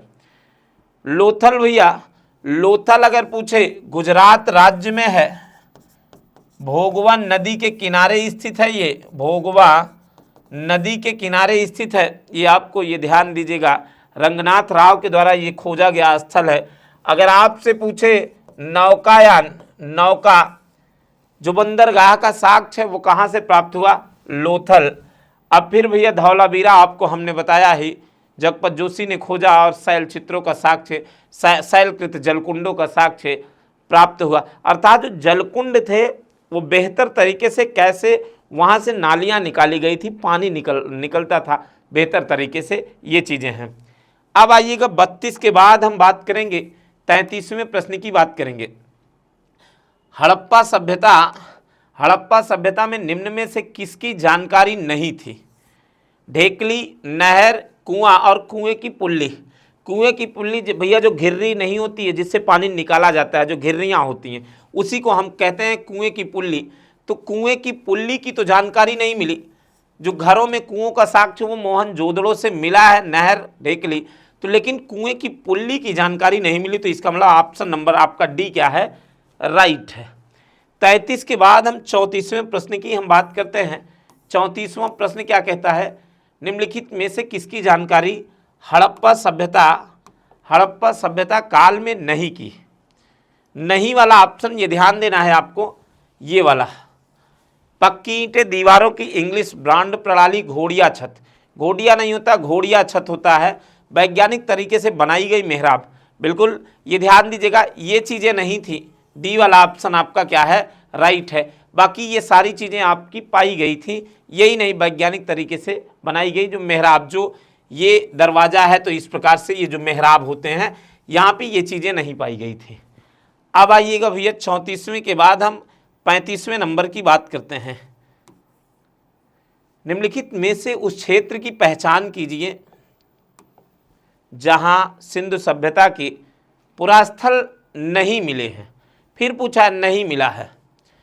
बलूचिस्तान, फिर कह रहा उत्तर पश्चिमी सीमावर्ती प्रांत का पहाड़ी क्षेत्र, निम्न हिमालय क्षेत्र, उत्तरी मार्ग। बच्चों आप आंसर दीजिए जरा।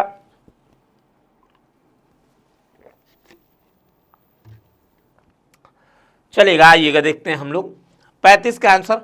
उत्तरी महाराष्ट्र में कोई ऐसा साक्ष्य नहीं मिला था, ये ध्यान दीजिएगा, इसका पुरास्थल का, जो इंडस वैली सिविलाइजेशन का। तो ऑप्शन नंबर डी आपको ये ध्यान देना है। 35 के बाद हम 36वें प्रश्न की बात करेंगे। मोहनजोदड़ो में किले व शहर में सबसे चौड़ी सड़कें क्रमशः कितनी थी? बच्चों एक चीज़ हम आपको बता दें, जो प्रश्नों की श्रृंखला हम लेकर आए हैं, इसके बाद जब हम अगले संडे को हम मुलाकात करेंगे तो हम कई ऐसे क्वेश्चन जो मिलान वाले होते हैं, जो कूट वाले होते हैं, उसको भी लाएंगे ताकि आपको लगे कि हाँ बेहतर से बेहतर, अच्छा से अच्छा हो सके। हालांकि ऐसा कुछ बचा नहीं है, 2-4 प्रश्न जो भी होंगे वो एक बार मिलान को भी हम थोड़ा सा दिखाएंगे आपको ताकि दिक्कत ना हो। बाकी अगला नेक्स्ट टॉपिक चलता रहेगा और हमने कहा 0 से शिखर तक, 0 से हायर तक हम लेके चलेंगे और बेहतर तरीके से करेंगे। आइएगा अब या मोहनजोदड़ो की बात कर रहा है, हमने अभी बताया इसकी खोज किसने किया? मोहनजोदड़ो की खोज किसने किया? तो 6 व 10 मीटर रही, बाकी ये नहीं रहा, 6 व 10 मीटर चौड़ी सड़कें रही थी मोहनजोदड़ो की, ये ध्यान दीजिएगा। 36 के बाद हम भैया 37वें की बात करते हैं। मोहनजोदड़ो की मुख्यतः सड़क की चौड़ाई, फिर देखिएगा कैसे आपसे क्वेश्चन पुटअप किया। उधर पूछा 6 व 10 मीटर चौड़ाई आपसे दिया, 16 फीट, 32 फीट, 9 फीट और 33 फीट। 33 फीट रही। आप सोचिएगा इंडस वैली सिविलाइजेशन कितना डेवलप रही, कितना विकसित रही। कभी कभी बच्चों 33 फीट ना देकर 32 फीट देता है, तो ये भी आपको ध्यान देना है, ये आपको क्लियर रखना है। अगर 33 नहीं दिया है तो 32 आपका राइट होगा, और 32 नहीं दिया है तो 33 आपका राइट होगा, ये ध्यान दीजिएगा। एग्जैक्ट अगर हम लोग देखें तो 32 फीट एग्जैक्ट, लेकिन 32 दिया नहीं तो इस वजह से 33 फीट को हम लेंगे। 37 के बाद 38वें की बात करते हैं। निम्नलिखित में से कौन सा हड़प्पा स्थल हरियाणा में स्थित नहीं है? रोपड़, राखीगढ़ी, बनवाली, मिथातल।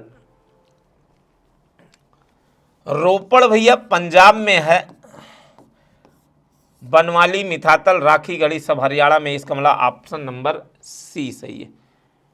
पंजाब में अगर पूछे किस नदी के किनारे, सतलज नदी के किनारे है। बहुत इंपॉर्टेंट है, ये ध्यान दीजिएगा। Rakhi Garhi Indus valley civilisation का सबसे, जो भारत की बात कर रहा है, भारत में अगर भारत में सबसे बड़े स्थल का नाम अगर पूछे तो राखी गढ़ी है, दूसरे पर धौलावीरा है। पहले पर राखी गढ़ी, दूसरे पर धौलावीरा।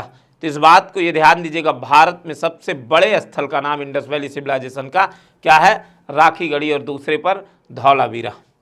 अब आइएगा भैया 38 के बाद 39वें की बात करते हैं। मेसोपोटामिया के निवासी सिंध प्रदेश के को किस नाम से जानते हैं? मेसोपोटामिया के निवासी, सिंध, दिलमुन, हिंदू और मेलुहा। कहीं कहीं लिखा रहता है मेखैया, लिखा रहता है मेखैया, ये भी आपको ध्यान देना है। तो मेलुहा के नाम से जानते हैं। ऑप्शन नंबर डी आपका क्या है, राइट है, ये ध्यान दीजिएगा। और अगर मेलुहा नहीं लिखा है तो मेलुखा लिखा रहेगा, लेकिन मे से जरूर आपको ध्यान देना है, मेसोपोटामिया के लोग। अब आइएगा भैया 39 के बाद हम 40वें प्रश्न की बात करते हैं। हड़प्पा स्थलों पर हल रेखाएं पाई गई। मिट्टी के हल हम लोग देखे हैं, जाने। हल को टेराकोटा मॉडल पाया गया, नहरों के निशान पाए गए। उपरोक्त में से एक से अधिक, उपरोक्त में से कोई नहीं। बिल्कुल ऑप्शन नंबर डी आपका क्या है, राइट है, उपरोक्त में से अधिक। ये चीज़ें हैं हड़प्पा स्थलों से अगर बात कर रहा है तो। आप देखिए कैसे आपको फंसाता है ये। इसमें एक चीज़ और है, 5 ऑप्शन है, ये भी आपको ध्यान देना। अब तो बिहार में आप देखेंगे 5 ऑप्शन, अब तो उत्तर प्रदेश में भी शुरुआत किया है, तो इस वजह से ये भी ध्यान देना है। 40 के बाद हम 41वें प्रश्न की हम बात करते हैं। निम्न हड़प्पीय स्थल में से किनमें चावल की खेती के प्रमाण मिले हैं? नीचे दिए गए कूट का प्रयोग कर सही उत्तर चुनिए। कालीबंगा, लोथल, मोहनजोदड़ो, सुरकोतदा। इसमें 1 और 2, 1 और 3, 1 और 3, 3 और 4 इस प्रकार से दिया है। इसमें अगर वैसे पूछे तो लोथल, लेकिन मिला भैया दोनों जगह से मिला है, कालीबंगा और लोथल से। तो इसका मतलब 1 और 2 अगर ऑप्शन आपको दिख रहा है तो वो राइट है, ये ध्यान दीजिएगा। ऑप्शन नंबर ए आपका क्या है, सही है, ये आपको ध्यान देना है। तो इस प्रकार से आपको देखना है। अगर ऐसे डायरेक्ट कालीबंगा, लोथल, मोहनजोदड़ो, सुरकोतदा अगर 1 2 3 4 करके दिया होता तो आपका क्या हो जाता, सही, राइट, लोथल सही हो जाता, ये ध्यान देना है। लेकिन इसमें 1 और 2 दिया है तो कालीबंगा और लोथल आपका राइट होगा। 41 के बाद 42वें की बात करते हैं। किस पूर्वस्थल के दुर्ग, किले, दुर्ग माने किला, दुर्ग में 7 अग्निकुंड प्राप्त हुए। 7 अग्निकुंड जो प्राप्त हुआ है, इसमें दिया है हड़प्पा दिया है, मोहनजोदड़ो, लोथल और कालीबंगा दिया है। तो ये आपको ये ध्यान देना है, 7 अग्निकुंड का जो साक्ष्य मिला है ये कालीबंगा से प्राप्त हुआ। ऑप्शन नंबर डी आपका क्या है, राइट है, ये आपको यहाँ पे ध्यान देना है। हड़प्पा के बारे में बताया है, मोहनजोदड़ो के बारे में हमने बताया है, लोथल के बारे में हमने बताया और कालीबंगा के बारे में हमने आपको बताया है। इंडस वैली सिविलाइजेशन का अगर विस्तार अभी आगे आता है तो हम एक बार विस्तार भी आपको दिखा देंगे, उत्तर से लेकर दक्षिण, पूर्व से पश्चिम तक कहाँ तक ये विस्तारित रहा, ये भी आपको ध्यान देना है। 42 के बाद भैया 43वें की बात करते हैं। 43वां क्या कहता है, निम्नलिखित हड़प्पी स्थलों में कहाँ से मजदूरों के मकानों का साक्ष्य प्राप्त हुआ है, अवशेष प्राप्त हुआ है? हड़प्पा, चांदूहड़ो और रंगपुर, रोपड़। तो भैया हड़प्पा एक ऐसा स्थल है जहां पर मजदूरों के साक्ष्य आपका प्राप्त हुआ है, पहला ऑप्शन आपका राइट है। चांदूहड़ो, झूकर, झांखर। अगर आपसे संस्कृति पूछे तो ये ध्यान दीजिएगा, ऑप्शन ये झूकर, झांखर संस्कृति चांदूहड़ो से। रंगपुर, भादर, धान की भूसी वाला क्षेत्र। रोपड़, सतलज नदी। तो ये भी आपको ध्यान देना है, ये चीज़ें हैं। अब आइएगा 43 के बाद हम 44वें की बात करते हैं। 44वां, समाधि एच का संबंध हड़प्पा संस्कृति के किस स्थल से हुआ है? तो समाधि एच अभी हम स्टार्टिंग में ही जब इंडस वैली सिविलाइजेशन करा रहे थे तभी हमने आपको बताया कि जो समाधि एच है भैया वो कहाँ से प्राप्त हुआ? हड़प्पा से। ए वाला ऑप्शन आपका राइट है। कालीबंगा भैया राजस्थान के घग्गर नदी से प्राप्त हुआ है। घग्गर नदी बहुत इंपॉर्टेंट है, ये ध्यान दीजिएगा। ये आपका ए वाला ऑप्शन आपका राइट है, 44वें में ए। 45 की हम बात करते हैं। ताम्र नदियाँ आर्यों की कर्तृत्व है, यह किसका कथन है? भैया ये कथन पूछा है तो आपको रटना होगा। एच गेल्डन, एम ह्यूलर, एस पिगट। पिगट नहीं होता, पिगट होता है, पिगट।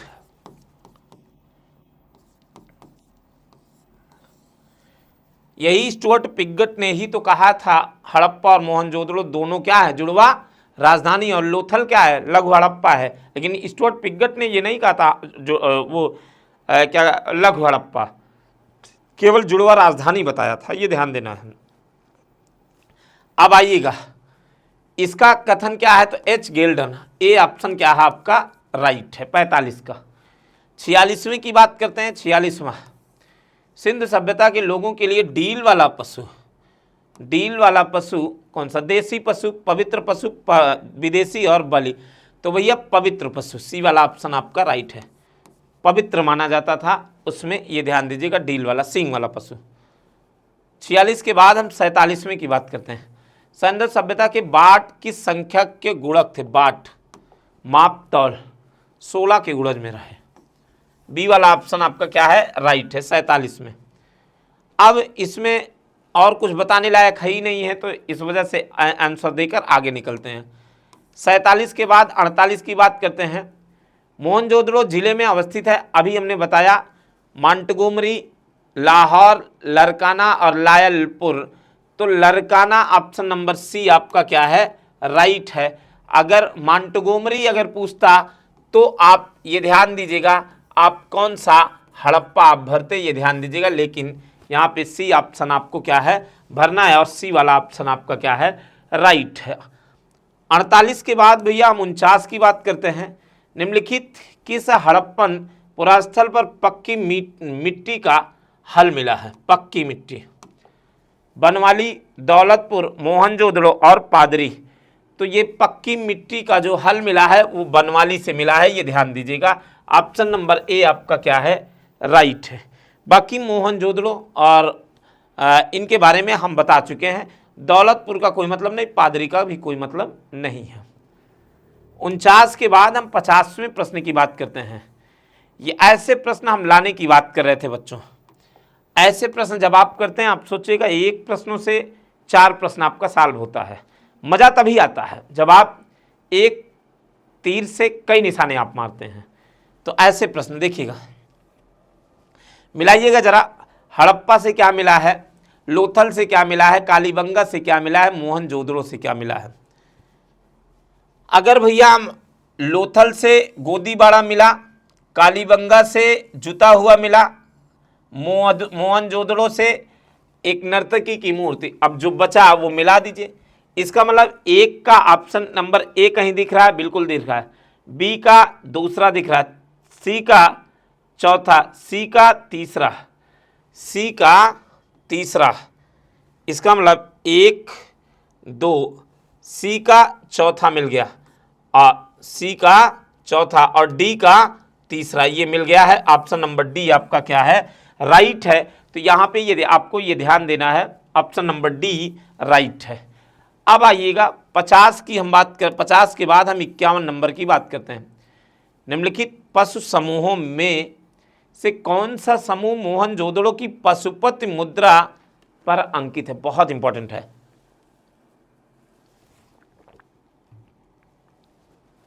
ऐसे प्रश्न जो आपसे पूछता है अक्सर नहीं में पूछता है। कौन से नहीं है? तो ये ध्यान देना है।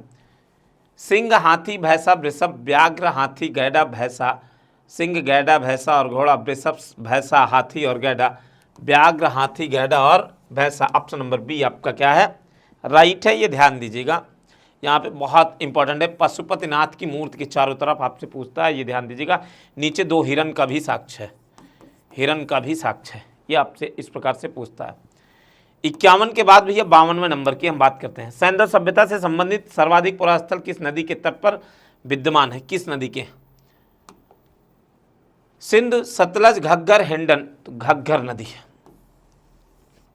ये आपको ये ध्यान देना है, यहाँ पे ये चीज़ें हैं। घग्गर नदी, जहाँ पर अगर आपसे पूछे कालीबंगा का साक्ष्य किस नदी के, कालीबंगा। कालीबंगा का अर्थ क्या होता है, काले रंग की चूड़ियाँ होता है, ये ध्यान दीजिएगा। जहाँ पर शल्य चिकित्सक का साक्ष्य मिला है, लकड़ी की नाली का साक्ष्य मिला है, ऊँट की हड्डी का साक्ष्य मिला है, जुते हुए खेतों का साक्ष्य मिला है, कालीबंगा से ही। 52 के बाद हम 53 की बात करते हैं। सिंधु संस्कृत से संबंधित स्थल मांडा किस नदी के किनारे स्थित है, मांडा। मांडा भैया जरा देखिए किस नदी के किनारे, रावी, सतलज, सिंध, चिनाब। चिनाब नदी के किनारे है, चिनाब नदी के किनारे है। ये आपको ध्यान देना है। इंडस वैली सिविलाइजेशन का विस्तार हम सभी जानते हैं, उत्तर, दक्षिण, पूर्व और पश्चिम। अगर आपसे पूछे कि उत्तर में कहाँ तक विस्तारित है, मांडा, चिनाब नदी। इधर आपसे पूर्व पूछे, उत्तर प्रदेश, मेरठ, आलमगीरपुर, यहाँ पे महाराष्ट्र, दैमाबाद। यहाँ पे अगर आपसे पूछे अफगानिस्तान का क्षेत्र, सुतकांगेडोर, दास्क नदी के किनारे। आपसे इस प्रकार से क्वेश्चन बनता है यहाँ पर। अगला प्रश्न आप देखिएगा, अगले प्रश्न की 53 के बाद 54वें की बात करते हैं। स्वतंत्रता के उपरांत भारत के किस प्रांत में सबसे अधिक सैंधव पुरस्थल खोजे गए। स्वतंत्रता के बाद की बात कर रहा है, पश्चिमी उत्तर प्रदेश, राजस्थान, गुजरात, पंजाब। तो गुजरात में ही खोजे गए। सी ऑप्शन आपका राइट है, 54 नंबर में सी ऑप्शन आपका सही है। अब आइएगा अगले प्रश्न की हम बात करते हैं। 54 के बाद हम 55वें नंबर की बात करते हैं। सिंधु घाटी की लिपि की सूचना प्राप्त होती है। सिंधु घाटी लिपि की सूचना कहाँ से प्राप्त होती है। अगर आपसे वैसे पूछे सिंधु घाटी की लिपि, तो भाव चित्रात्मक है। भाव चित्रात्मक है। भाव चित्रात्मक का मतलब होता है चित्रों को देखकर उसके भावों को समझ जाना। कोई चित्र बना है तो उस चित्र को के माध्यम से हम पहचानते हैं, ये चीज़ें हैं। लेकिन ये पूछता है कहाँ से प्राप्त हुआ, तो मोहरों से प्राप्त हुआ। कहाँ से भैया, मोहरों से। 55 का आपका ऑप्शन नंबर सी आपका राइट है। 55 के बाद भैया हम बात करेंगे, 56वें की बात करेंगे। वह सैंधव पुरास्थल जहाँ झूकर झांकर संस्कृति विकसित हुई। इसका आंसर अभी दीजिए आप। हम इसका आंसर नहीं देंगे क्योंकि अभी इसके पहले हमने आपको बताया था। इसका आंसर आप कंप्लीट रूप से आंसर दीजिए। कुछ लोगों का आता है, कुछ लोगों का नहीं आता है। जो कंटिन्यू रहेंगे वो अनिवार्य रूप से वो आंसर दे देंगे, दिक्कत नहीं है। आप देखेंगे ऐसे प्रश्न, बेहतर प्रश्नों की श्रृंखला है ये। अब आइएगा इसका आंसर आप दीजिएगा। 56 के बाद हम 57वें नंबर की बात करते हैं। एक विकसित जल प्रबंधन का साक्ष्य प्राप्त हुआ। विकसित, मैंने इसको भी कराया है, देखिएगा जरा। विकसित हमने कहा शैलकृत जलकुंड का साक्ष्य। अगर आप जानते होंगे शैलकृत तो आप अंदाज़ा लगा लीजिएगा कहाँ से ये प्राप्त हुआ। तो ये ध्यान दीजिएगा, धौलावीरा जल प्रबंधन, जहाँ पे उचित अच्छी नालियों का साक्ष्य। ये जलकुंड है, नाली निकाल दी गई, पानी निकल रहा है बेहतर तरीके से, ढकी हुई नालियाँ, तो बहुत सारी चीज़ें रही। इस वजह से उच्च जल प्रबंधन का साक्ष्य भी अगर पूछे तो आपको ये पता होना चाहिए, धौलावीरा। ये ध्यान दीजिएगा किस राज्य में, गुजरात राज्य में है। 57 के बाद 58वें की बात करते हैं। सिंधु घाटी सभ्यता का प्रसिद्ध नगर हड़प्पा स्थित है। हड़प्पा आपसे पूछता है सिंधु घाटी के तट पर, रावी नदी के तट पर, गंगा नदी के तट पर, सरस्वती। तो हम सभी जानते हैं, अभी हम लोगों ने पढ़ा, रावी नदी के तट पर सिंधु घाटी सभ्यता का जो हड़प्पा स्थल रहा। किस जिले, मांटगोमरी जिले, पाकिस्तान प्रांत के मांटगोमरी जिले के कौन से, बाएं की दाएं, तो बाएं तट पर ये आपको ध्यान देना है। हड़प्पा स्थल की दयाराम साहनी के द्वारा खोजा गया स्थल है। 58 के बाद 59वें की बात करते हैं। निम्नांकित में से किस स्थान पर बृहद स्नानागार के अवशेष प्राप्त हुए। हड़प्पा, मोहनजोदड़ो, कालीबंगा, लोथल।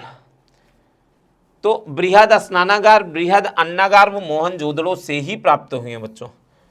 मोहनजोदड़ो का अर्थ अगर आपसे पूछे, मृतकों का टीला, स्तूपों का टीला, सिंध का बाग। इस प्रकार से मृतकों का टीला, सिंध का बाग, प्रेतों का टीला, स्तूपों का टीला, ये आपको सभी जानना है, ये ध्यान दीजिएगा। आपसे चाहे जैसे क्वेश्चन पूछे, तो बाकी अन्य जगह से हमने बताया है कि क्या क्या चीज़ें मिली हैं। 59 के बाद 60, सिंधु घाटी के समाज में कौन सा पशु शक्ति के प्रतीक से संबंधित है? पशु शक्ति के प्रतीक से संबंधित है वृषभ, सिंह, घोड़ा, गज। अभी हम लोगों ने बताया पशु शक्ति के रूप में कौन सा प्रतीक, वृषभ, तो ये ध्यान देना है वृषभ। 60 के बाद हम 61वें नंबर की हम बात करते हैं। 61वां क्या कहता है? सैंधव सभ्यता ज्ञात हुई अभिलेख से, साहित्य से, उत्खनन से, सिक्कों से। अभिलेख से, साहित्य से, उत्खनन से, सिक्कों से। तो सैंधव सभ्यता जो ज्ञात हुई वो उत्खनन से, इसमें ऑप्शन नंबर सी आपका क्या होगा? राइट है। एपिग्राफी से कोई मतलब नहीं, यहाँ पे ध्यान दीजिएगा। कई ऐसे जब ABCD करके अगर देता है, BCD करके देता है, EFG करके ऑप्शन देता है, तब वहाँ पर प्रश्न विचारणीय हो जाते हैं। लेकिन यहाँ पर विचारणीय नहीं है, यहाँ पे डायरेक्ट 4 ऑप्शन दिया है, हमको आपको बेहतरीन तरीके से आंसर करना है। किस धातु में प्रथमतः टिन मिश्रण किया गया? प्रथमतः ये ध्यान दीजिएगा, प्रश्न पढ़िएगा बेहतरीन तरीके से। ये जब प्रश्न पढ़ेंगे तभी हम आप जान पाएंगे। प्रथमतः लोहा, तांबा, कांसा और उपयुक्त में से कोई नहीं। प्रथमतः टिन, हम सभी जानते हैं तांबा सबसे पहली धातु। तांबा व टिन अगर मिला दिया जाए तो क्या बन जाता है? कांसा बन जाता है। ऑप्शन नंबर बी आपका क्या है इसमें? राइट है। अगले प्रश्न की बात करते हैं। 62 के बाद 63वें प्रश्न की बात करते हैं। निम्नलिखित में से कौन सी सिंधु घाटी सभ्यता की सबसे प्रमुख विशेषता थी? अर्थव्यवस्था, धार्मिक जीवन, नगर योजन, सामाजिक जीवन। हम सभी जानते हैं नगरीय सभ्यता शहरी सभ्यता के नाम से भी जाना जाता है। ये ध्यान दीजिएगा, ऑप्शन नंबर सी आपका क्या है? राइट है। 63 के बाद हम 64वें प्रश्न की हम बात करते हैं। हड़प्पा संस्कृति से जुड़ा स्थल रंगपुर किस नदी के किनारे है? बहुत इंपॉर्टेंट है भैया, बहुत अच्छा प्रश्न है, कई बार ये पूछा है। तो रंगपुर भादर नदी के किनारे स्थित है। भादर नदी के किनारे स्थित है, ये ध्यान दीजिएगा इसमें। अब आइएगा 64 के बाद हम 65वें नंबर की हम बात करते हैं। सिंध सभ्यता काल के लोगों के घर बनते थे पत्थर से, मिट्टी से, कच्ची ईंटों से, पक्की ईंटों से। हम सभी जानते हैं कि जो इंडस वैली सभ्यता रही वो ईंटों से बनी और नगरीय सभ्यता रही। हर एक व्यवस्था, जिस प्रकार से आज हम लोगों व्यवस्था देखते हैं कि ये घर बने हुए हैं, सड़कें हैं, ये घर है, चारों तरफ सड़कें हैं समकोण पर काटती हुई, तो इस प्रकार से इससे भी बेहतर सभ्यता तो पक्की ईंटों के घर बनते थे। तो किसके बनते थे भैया? पक्की ईंटों के घर बनाए जाते थे। 65 के बाद हम 66 की बात करते हैं। सिंधु घाटी सभ्यता के निम्नलिखित स्थलों में से कौन उत्तर प्रदेश में स्थित है? अभी हमने बताया भैया, अभी हमने बताया इंडस वैली सिविलाइजेशन का विस्तार हमने बताया। ये पूरब में मेरठ के आलमगीरपुर तक, ये ध्यान दीजिएगा। अब मेरठ कहाँ है? उत्तर प्रदेश में ही तो स्थित है। इसका मतलब ऑप्शन नंबर आपका बी क्या है? राइट है।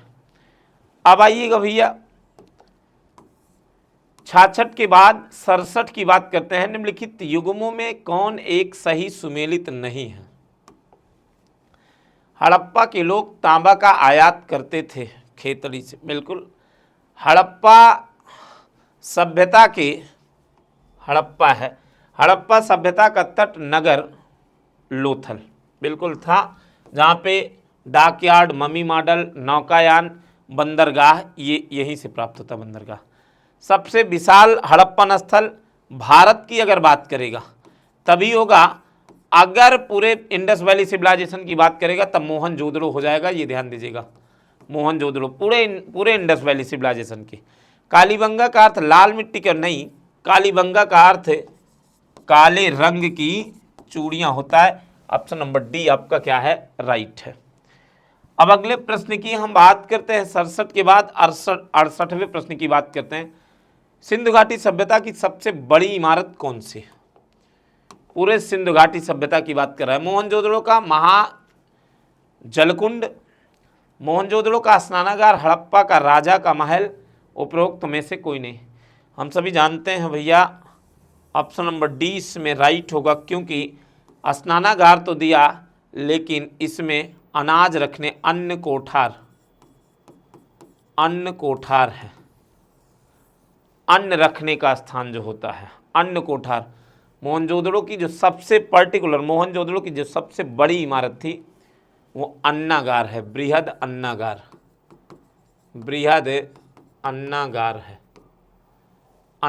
है। तो ऑप्शन नंबर ये सही होता, लेकिन इसमें उपरोक्त में से कोई नहीं दिया है, तो ऑप्शन नंबर क्या होगा आपका राइट, डी होगा। 68 के बाद हम 69वें नंबर की बात करते हैं। सिंध सभ्यता का भारत में सबसे बड़ा पुरास्थल कौन सा? आलमगीर, कालीबंगा, लोथल, राखीगढ़ी।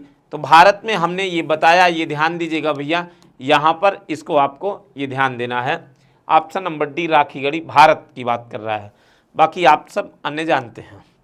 69 के बाद 70 की हम बात करते हैं। किस काल से स्वास्तिक प्रतीक का प्राचीनतम संदर्भ मिलता है? वैदिक काल, हड़प्पा काल, मौर्य काल, गुप्त काल। स्वास्तिक प्रतीक चिन्ह की अगर बात करेगा तो ये ध्यान दीजिएगा कहाँ से प्राप्त होता है, वो हड़प्पा काल से प्राप्त होता है। बी ऑप्शन आपका राइट है।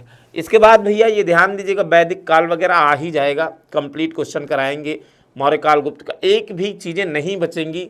वैदिक काल की अगर हम बात करें तो दो भागों में हम विभाजित करते हैं। एक ऋग्वैदिक काल 1500 से 1000 ईसा पूर्व, और उत्तर वैदिक काल 1000 से 600 ईसा पूर्व को हम लेते हैं। यहाँ पर हम बात करते हैं मौर्य काल में हम चंद्रगुप्त मौर्य को पढ़ेंगे, चाणक्य को पढ़ेंगे, कई तमाम ऐसी चीज़ें हम पढ़ेंगे, जहाँ पर सम्राट अशोक वगैरह की भी हम बात करेंगे। गुप्त काल का संस्थापक कौन? श्रीगुप्त है।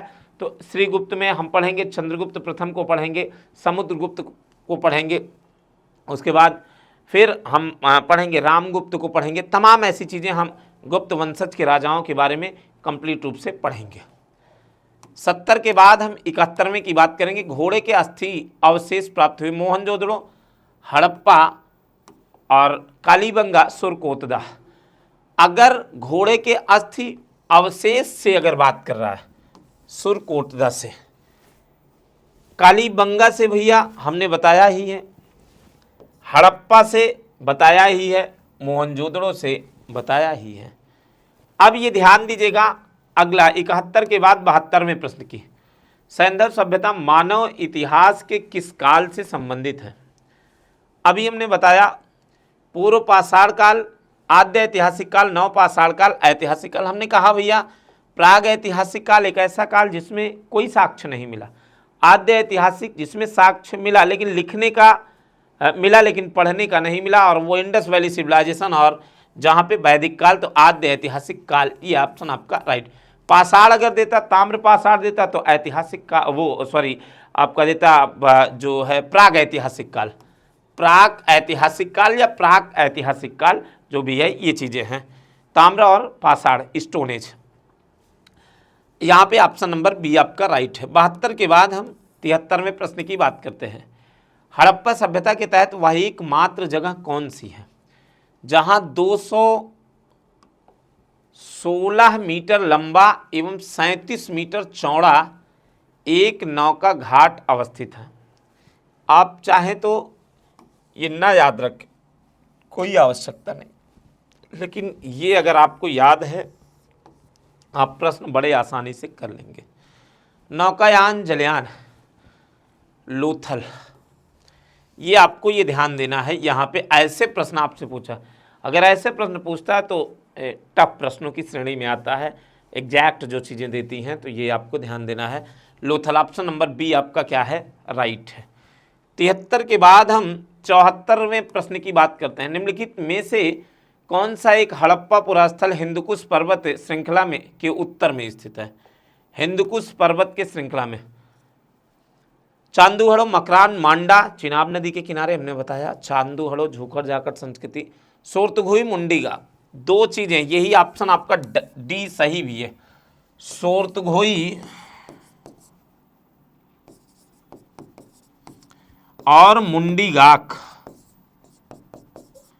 अफगानिस्तान में दो ऐसे स्थल, सोर्तुघोई और मुंडीगाक, ये ध्यान दीजिएगा, ये कह रहा है हिंदुकुश पर्वत श्रृंखला की बात कर रहा है। तो ये दोनों अगर आ जाए, सोर्तुघोई ना होता मुंडीगाक आपका सही हो जाता है, ये ध्यान दीजिएगा। 74 के बाद हम 75वें प्रश्न की बात करते हैं। नापतौल का प्रारंभ भारत में कब से हुआ? नवप्रस्तर युग, 16 महाजनपद, सिंधु सभ्यता, मौर्य काल। नापतौल 16 के गुणज में हम लोगों ने देखा भी, मापतौल की इकाई में भी हम लोग देखते हैं इंडस वैली सिविलाइजेशन। 16 महाजनपद में जहाँ पर हम लोग देखते हैं अंग, मगध, वज्र, काशी, कौशल, पांचाल, है ना, ऐसी चीज़ें हम देखते हैं जहाँ कौशाम्बी वगैरह। 16 महाजनपद ये चीज़ें हैं। उसकी राज्य राजधानियाँ, उसके राजा की बात करता है मौर्य काल। अगला 75 के बाद हम 76वें प्रश्न की बात करते हैं। निम्नलिखित स्थलों में किस एक से उत्तरवर्ती हड़प्पा काल, मालवा और जोरवे संस्कृतियाँ मिली? जोरवे संस्कृतियाँ मिली। लोथल, इनामगा, दैमा और दैमाबाद, रंगपुर। जोरवे संस्कृति महाराष्ट्र के दैमाबाद से प्राप्त हुई है। सी ऑप्शन आपका क्या है? राइट है। 76 के बाद हम 77वें नंबर की बात करते हैं। किस हड़प्पीय स्थल से एक योगी की मूर्ति मिली है? योगी की मूर्ति रंगपुर, मोहनजोदड़ो, हड़प्पा, राखीगढ़ी। मोहनजोदड़ो से प्राप्त हुआ है। रंगपुर, भादर, हड़प्पा R137, फिर H समाधियाँ, फिर 6+6 अन्नागार, मजदूरों का साक्ष्य। राखीगढ़ी भारत में सबसे ज़्यादा बड़ा स्थल है, लेकिन इसका ऑप्शन नंबर आपका क्या है? डी आपका, बी आपका राइट है।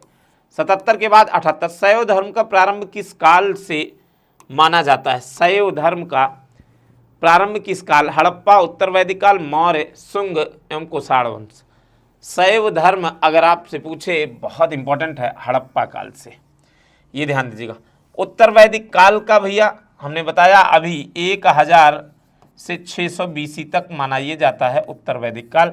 जो कंप्लीट वैदिक काल है वो 1500 से 600 BC तक ही माना जाता है, ये ध्यान दीजिएगा।